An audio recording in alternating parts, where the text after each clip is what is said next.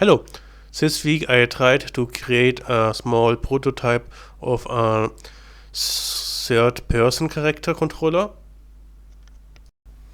At first I made some tiny updates on one of the old game objects with my new knowledge. And I built a quick and dirty prototype of a third-person controller. Here you can see the very first prototype with a cylinder and with this game object compared with each other. I wanted to know how it feels like playing this game having a third-person controller. At the very beginning of this project I decided to have a first-person controller for the time being because I saw the advantages of such a controller, but now I wanted to have a view right from top over such a circuit I'm building. And now I even more have the feeling of having a jump and run game, which was one of my original intentions in creating this game. So still I have to take some compromises. As an example, here I had the huge problem that the middle of the screen there's a position of the crosshair, and if you try to build one of those puzzle pieces farther away of the main controller, of the main character, it's no huge deal. You are playing like you are used to in most cases concerning this example here, but if you try to build one of those puzzle pieces right in front of your feet, this becomes more complicated. And I think the advantages of such a camera view are higher than the disadvantages, and in the future I think I'm going to keep this perspective. But like I already said, it's just an improvised prototype, and I assume I will have to start from scratch creating this camera controller, and maybe a complete different character game object, but I just wanted to see how it looks like changing the perspective in this example here. Like you can see here, I'm building a small circuit, and if you get a little bit used to this new controller, it's working out just fine. So with this controller you have a very larger view of your surroundings. This week I also made some sketches of some ideas I had concerning the new theme I'm also working on. The new theme should look like a real marble run, and the main problem I'm seeing here is how I visualize that in some areas I have a positive pressure of electrons and in some areas I have a negative pressure of electrons. Let's assume in the first sketch here we have in the middle the ground niveau, and my first thought, or let's say one of my thoughts, was to create a lift, a conveyor belt, and concerning how the pressure looks like, I have a continuous flow of electrons on such a conveyor belt, or I have this conveyor belt working the whole time, and only at some positions on this conveyor belt some electrons are positioned. happening. One of the original ideas was that I have a dwarf sitting on top of this end of the conveyor belt, and if he sees that there's enough space on the marble run, he waves with a green flag, and so he's giving the command to another dwarf sitting on the lower end of the conveyor belt and activating it so that new electrons can be left up. The advantage would be in this example here that you see how the battery is working only if the circuit is closed and electrons are allowed to move on the end above. In this example here, I have something like a revolver.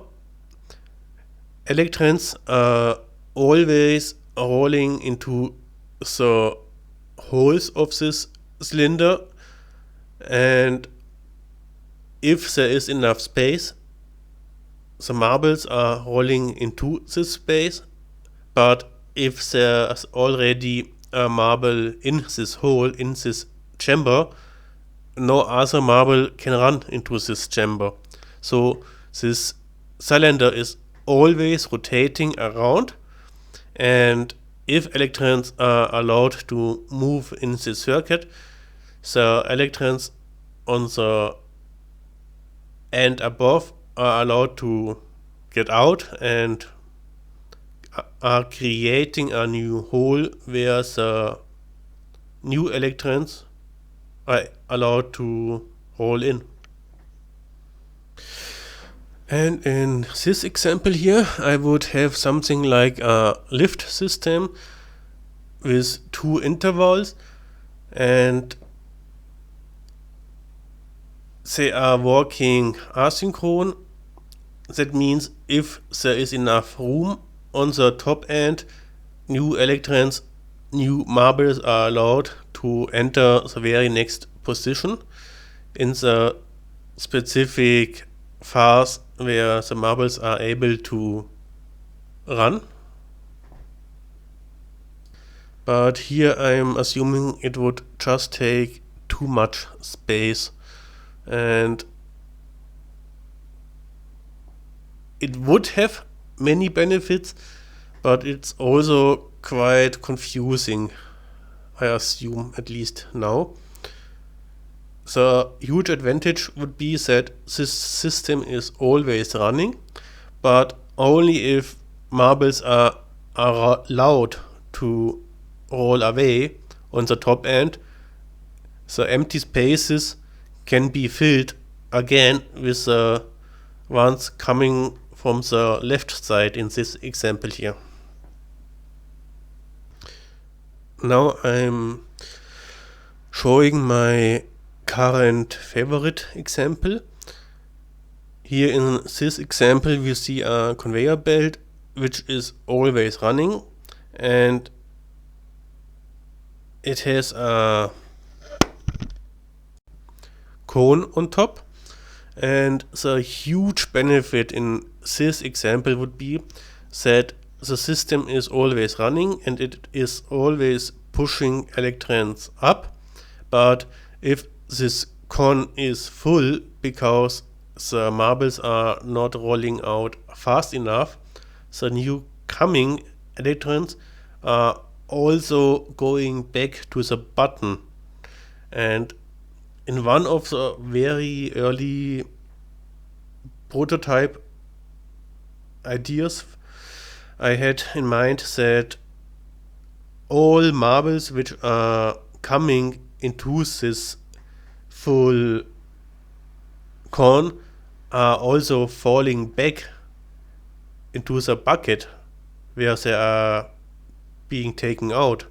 But this constant falling down of electrons, of marbles, would also look quite confusing, But with this very system of this specific conveyor belt, you see that electrons are only being pushed out on top if there's enough room. They are only being pushed out if the circuit is closed. And another huge benefit of this particular example here is that it's visualizing the system if there's a high pressure of electrons, and it's also visualizing the system with a very low pressure of electrons, because if we have a negative pressure, this system is taking every electron, every marble in this bucket below, and it is immediately pushing it up. So you see some of those shuffle spaces on this belt which are empty. So we see that with a negative electron pressure, this conveyor belt is taking each marble it can from the bottom. But if we have a positive pressure of electrons, it is just pushing the marbles up. And also this pushing up of marbles is only effective if there is enough room where the marbles can roll down out of this cone. So it's quite effective visualizing this difference, I think. Okay, enough about the battery system for now. I also had some thoughts about a resistance system here. My very first idea would have been having something like a ramp filled with obstacles, and the marbles are just rolling down and are trying to get away from those obstacles, and each time such a marble is coming down, it will choose one of the possible passes, and if we have a lot of marbles, all passes that would be possible could be filled with marbles, and it would just come to a marble jam, a traffic jam, so it just goes slower. And depending on the value of the resistance, you would have more or less obstacles in this area. But right now I think it would still be better to have a pathway where the marbles are going along, and now I would just put some three-dimensional triangles in this path, and each time such a marble would push against such a triangle, it would slow down and go into the direction the side of this triangle is referring to. And depending on the value of resistance, you would have a different number of triangles the marbles would crash against. By raising the value of resistance, you would also raise the number of triangles within this specific path, and most part of this path going down would be a straight line. In my very first concepts, those triangles would be in the middle of this ramp, but then I had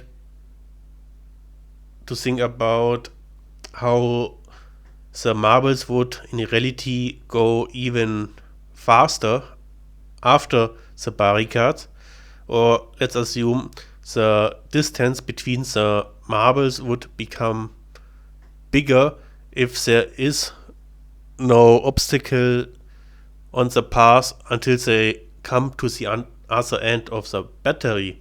So I was thinking about it and come to the conclusion that it could be best if those barricades are always on the bottom of the resistance, and the rest of this resistance would be a straight line. This system also would have a huge benefit. Let's assume we have one single resistance. It would look like I already explained, but assuming we have multiple resistance in a row, it visualizes how we just add the number of those barricades along the whole way, going from one point to another point. So in this example here, you could have a huge resistance with many triangles as obstacles, or you could have 3 resistance with a lower resistance value, and each resistance would have a small amount of triangles, but the total amount of all triangles would be the very same, like having this one resistor with the huge value of resistance. Those ideas may look improvised, also the sketches may look improvised, but those weren't the very first ideas. I had to throw away many ideas thinking about having something like a hose where the marbles are being pushed through. But those examples would have caused other problems, and now for the time being I'm thinking that this idea could be the better one in visualizing this concept. Okay, thanks for watching.